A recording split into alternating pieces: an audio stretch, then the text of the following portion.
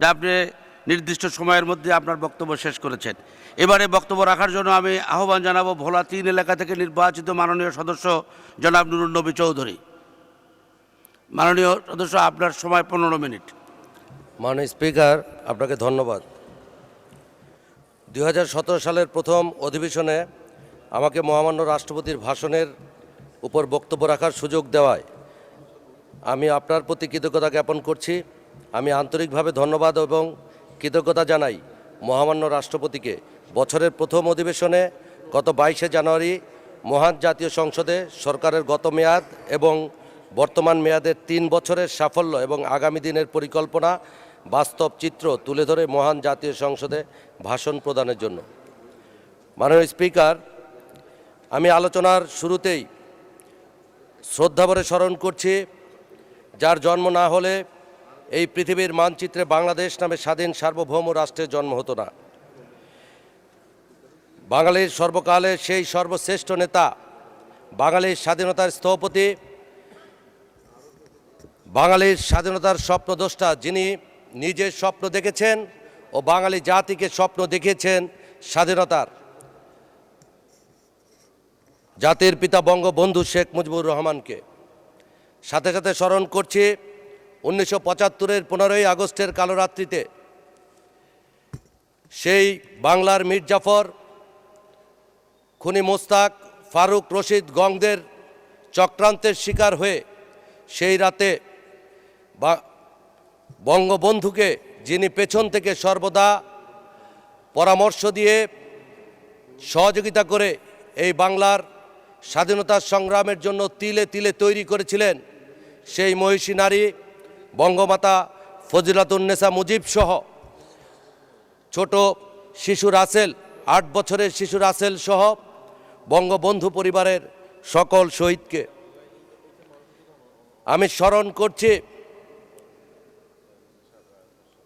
কারা অন্ধকারে পৃথিবীর সবচেয়ে নিরাপদ স্থানে ৩রা নভেম্বর যাকে হত্যা করেছিল, যাদেরকে জাতীয় ৪ নেতাকে স্মরণ করছে। ১৯৭১-এর সফল মুক্তিযুদ্ধে ৩০ লক্ষ শহীদ, যাদের রক্তের বিনিময়ে আমাদের প্রিয় স্বাধীনতা অর্জন করতে আমরা সক্ষম হয়েছিলাম। ২ লক্ষ মা বোনের সম্ভ্রমের বিনিময়ে অর্জিত এই স্বাধীনতায় সেই বীরাঙ্গনাদেরও আমি সালাম জানাচ্ছি। মাননীয় স্পিকার,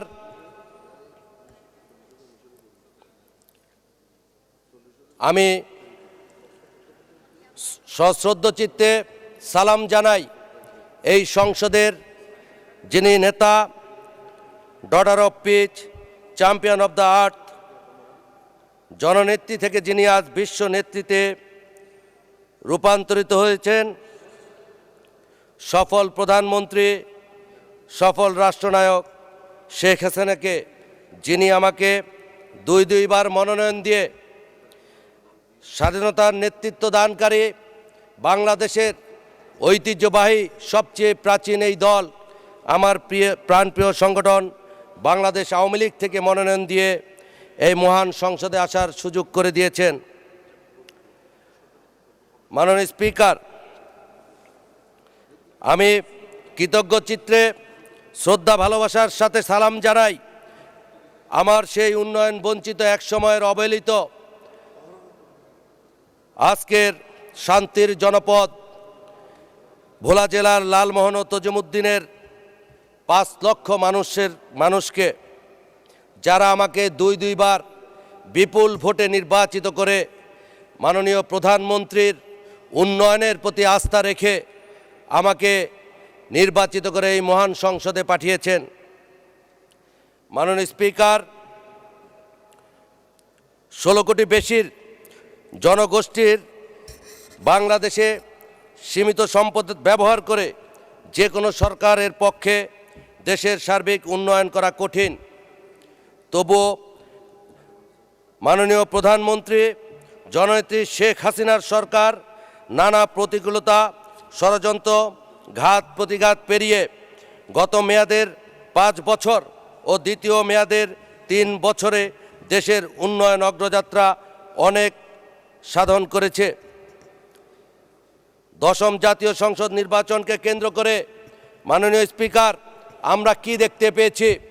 নির্বাচনের পূর্বের 3 মাস এবং নির্বাচনের পরবর্তী 3 মাস এই দেশে গণতন্ত্রের নামে, এই দেশে গণতন্ত্রের বিরুদ্ধে যারা সেই স্বাধীনতার পরবর্তী থেকে আজও অবধি ষড়যন্ত্র করে যাচ্ছেন, যারা এদেশের গণতন্ত্রকে ওই উত্তরপাড়ার ক্যান্টনমেন্টে বন্দী করেছিলেন, মোস্তাকের পথ ধরে ইন্ডিমিনিটি অ্যাক্ট বহাল রেখে যারা বাংলাদেশে হত্যার রাজনীতিকে উৎসাহিত করেছিলেন, ওই আত্মস্বীকৃত খুনিদের, বঙ্গবন্ধুর আত্মস্বীকৃত খুনিদের পুরস্কৃত করেছিলেন বিদেশে রাষ্ট্রদূত করে। যারা স্বাধীনতার পরাজিত শক্তি, সেই 1971-এর নরঘাতক গোলাম আজমকে বাংলাদেশে ফিরিয়ে এনে রাজনীতি করার সুযোগ করে দিয়েছিলেন, সেই জেনারেল জিয়ার উত্তরাধিকারী বেগম খালেদা জিয়া আগুন সন্ত্রাসে লিপ্ত হয়েছিলেন নির্বাচনের 3 মাস আগে ও নির্বাচন পরবর্তী 3 মাস। শত প্রতিকূলতার মাঝে বঙ্গবন্ধু কন্যা জননেত্রী শেখ হাসিনা এই বাংলাদেশকে উন্নয়নের মহাসড়কে চড়িয়ে আজকে দ্রুত কৃষি, বিদ্যুৎ, আজকে আইসিটি সেক্টর সহ আজকে স্বাস্থ্যসেবা, শিক্ষা সর্বক্ষেত্রে দ্রুত এগিয়ে নিয়ে যাচ্ছে এই বাংলাদেশকে। মাননীয় স্পিকার, আজকে আপনাকে সাক্ষী রেখে বলতে চাই মাননীয় স্পিকার, ওই বেগম খালেদা জিয়া এই অগ্নি সন্ত্রাস করে আজকে পেট্রোল বোমা মেরে জনগণ থেকে বিচ্ছিন্ন হয়ে আজকে একের পর এক ষড়যন্ত্র করে যাচ্ছে। আজকে টার্গেট করেছে বঙ্গবন্ধু পরিবারকে, টার্গেট করেছে আমার প্রাণপ্রিয় নেত্রী বঙ্গবন্ধু কন্যা জননেত্রী শেখ হাসিনাকে। এই পর্যন্ত 19 বার তাকে হত্যা করার চক্রান্তে বেগম খালেদা জিয়া লিপ্ত হয়েছে। মাননীয় স্পিকার, রাখে আল্লাহ মারেকে আজকে এই ষড়যন্ত্রের বেড়াজাল ছিন্ন করে আজকে আল্লাহ রাব্বুল আলামিনের দোয়ায় মাননীয় প্রধানমন্ত্রীর নেতৃত্বে আজকে বাংলাদেশ দুর্নীতিতে 5 বার চ্যাম্পিয়ন কোনো দেশ নয়। মাননীয় স্পিকার, বাংলাদেশ আজকে জিয়ার আমলের সেই তলাবিহীন ঝুরি না। আজকে বাংলাদেশ উন্নত বিশ্বের রাষ্ট্রপ্রধানরা বাংলাদেশকে আঙুলি দিয়ে দেখায় উন্নয়নের রোল মডেল হিসাবে। মাননীয় স্পিকার, আজকে ষড়যন্ত্র সেই 71-এর পর থেকে বঙ্গবন্ধুর বিরুদ্ধে যেভাবে ষড়যন্ত্র করেছিল, বঙ্গবন্ধু যখন বাংলাদেশের অর্থনীতি মুক্তির লক্ষ্যে যুদ্ধবিধ্বস্ত বাংলাদেশকে যখন সাজাতে শুরু করলেন, তখনই বঙ্গবন্ধুকে সপরিবারে হত্যা করা হলো। মাননীয় স্পিকার, তারপর থেকে এই জেনারেল জিয়া এই বাংলাদেশে বহুদলীয় গণতন্ত্রের নামে বঙ্গবন্ধুর আত্মস্বীকৃত খুনিদের নিয়ে ফ্রিডম পার্টি সৃষ্টি করলেন। এই যুদ্ধপরাধী এই গোলাম আজম নিজামী মুজাহিদদের রাজনীতি করার জন্য জামাত শিবিরকে আজকে রাজনীতি করার অধিকার দিয়েছিলেন। তারই ধারাবাহিকতায় আজকে বেগম খালেদা জিয়া তার পরবর্তীতে এই জামাতকে মুজাহিদদের, নিজামীদের গাড়িতে পতাকা দিয়ে মুক্তিযোদ্ধাদের কফিনে শেষ পেরাক ঠুকেছিলেন। মাননীয় স্পিকার, আজকে আমি বলতে চাই যে এই ষড়যন্ত্র অব্যাহত আছে। আমরা যারা জননেত্রী শেখ হাসিনার কর্মী, আমরা বঙ্গবন্ধুকে অত কাছে থেকে দেখার সুযোগ হয়নি। আমরা তখন অনেক ছোট ছিলাম, বঙ্গবন্ধু হত্যার প্রতিবাদ করতে পারিনি। মাননীয় স্পিকার, তখন হয়তো বেঁচে থাকলে সেই বগুড়ার খসরু, সেই চট্টগ্রামের শহীদের মতো আমরা হয়তো জীবন বাজি রেখে সেদিন প্রতিবাদ করতে গিয়ে আমরা হয়তো সেদিন শাহাদাত বরণ করতাম। মাননীয় স্পিকার, আজকে বঙ্গবন্ধু আমাদের মাঝে নেই। আজকে বঙ্গবন্ধু কন্যা, যার কাছে বাংলার 16 কোটি মানুষ আজ নিরাপদ, আর যার কাছে আজকে বাংলাদেশের স্বাধীনতা, সার্বভৌমত্ব নিরাপদ, আজকে সেই মানুষটির জন্য আমাদেরকে কাজ করতে হবে। আজকে তার বিরুদ্ধে যত ষড়যন্ত্র আমরা জীবন বাজি রেখে আমরা তার যারা কর্মী আছি বাংলার 16 কোটি মানুষ আজকে প্রস্তুত জননেত্রী শেখ হাসিনার নেতৃত্বে বাংলাদেশ আরও অনেক দিন এগিয়ে যাক। আজকে বাংলাদেশ আমার প্রিয় নেত্রী জননেত্রী শেখ হাসিনার ডিজিটাল বাংলাদেশে পরিণত হয়েছে। আজকে জননেত্রী শেখ হাসিনার নেতৃত্বে বাংলাদেশ ইতিমধ্যেই নিম্ন মধ্যম আয়ের রাষ্ট্রে পরিণত হয়েছে। আজকে জননেত্রী শেখ হাসিনার নেতৃত্বে বাংলাদেশ 2024 সালের মধ্যে ইনশাল্লাহ মধ্যম আয়ের রাষ্ট্রে পরিণত হবে। মাননীয় স্পিকার, আমি এখন আমার নির্বাচনী এলাকা নিয়ে কিছু কথা বলবো। আমার নির্বাচনী এলাকায় গত 2 মেয়াদে মহাজোট সরকারের মেয়াদে এবং বর্তমান মেয়াদে অনেক উন্নয়ন হয়েছে। ভোলা ছিল এক সময় দুর্ভিক্ষের জেলা, ভোলা ছিল এক সময় উন্নয়ন বঞ্চিত একটি সন্ত্রাসের জনপদ। দীর্ঘ 23 বছর মেজর হাফিজ এই লালমোহন তজিমুদ্দিনকে সে নির্যাতন করেছে, শাসনের নামে শোষণ করেছে। উজলা শেফালি 8 বছরের রীতা রানীকে সেদিন ওই মেজর হাফিজের বাহিনীরা কিভাবে নির্মমভাবে তার নির্যাতন করেছে ইতিহাস সাক্ষী। মাননীয় স্পিকার, আজকে আপনার সামনে বলতে হয় আজকে সেই সন্ত্রাসের জনপদ এখন শান্তির জনপদে আজকে রূপান্তরিত হয়েছে। আজকে জননেত্রী শেখ হাসিনার নির্দেশে আমি নির্বাচিত হওয়ার পর মাননীয় নেত্রীকে যেদিন সালাম করি, নেত্রী আমাকে বলেছে যে হাফিজ সন্ত্রাস করেছে, ওই সন্ত্রাসের জনপদকে তুমি শান্তির জনপদে রূপান্তরিত করো, তুমি কোনো প্রতিহিংসার রাজনীতি করবে না। আমাদের সেদিন অন্ধ মালেককে বা নিজ বাড়ির উঠানে খুঁটি দিয়ে তার চোখ উৎপাদন করেছিল মেজর হাফিজ, তার সন্তানকে আমরা চাকরি দিয়েছি। কোনো প্রতিহিংসার রাজনীতি ওই মালিকের পরিবার কিংবা মালিকের ভাইরা করেনি। আজকে আমাদের প্রিয় নেতা তোফায়েল আহমেদ সাহেব, তিনি ছিলেন আমার উপনির্বাচনে, প্রথম উপনির্বাচনে মাননীয় নেত্রী তাকে দায়িত্ব দিয়েছিলেন, আমার চিফ কোঅর্ডিনেটর ছিলেন তিনি।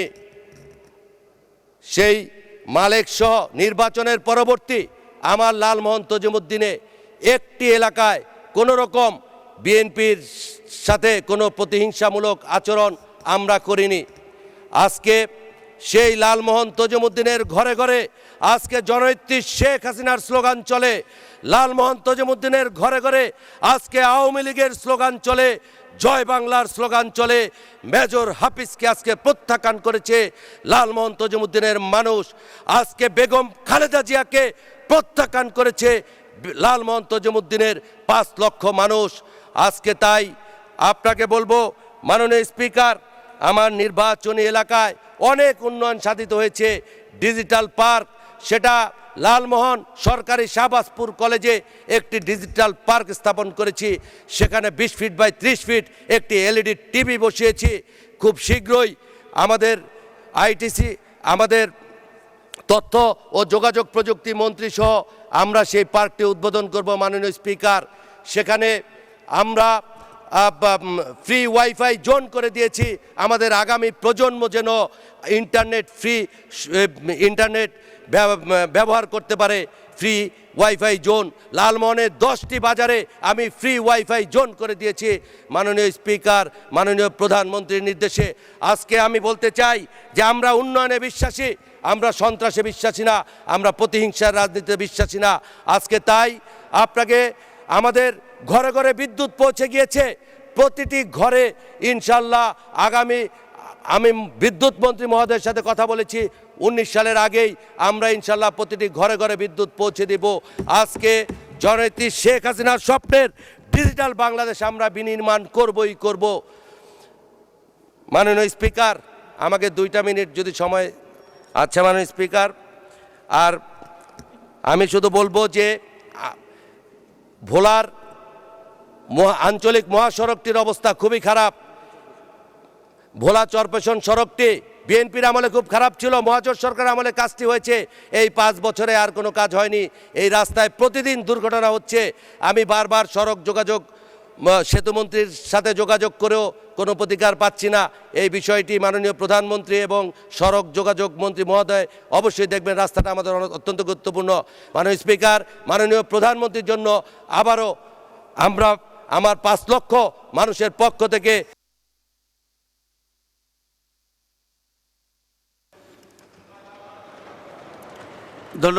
ধন্যবাদ মাননীয় সদস্য, আপনাকে অসংখ্য ধন্যবাদ। এবারে বক্তব্য রাখার জন্য আমি আহ্বান জানাচ্ছি বেগম রিফাত আমিন।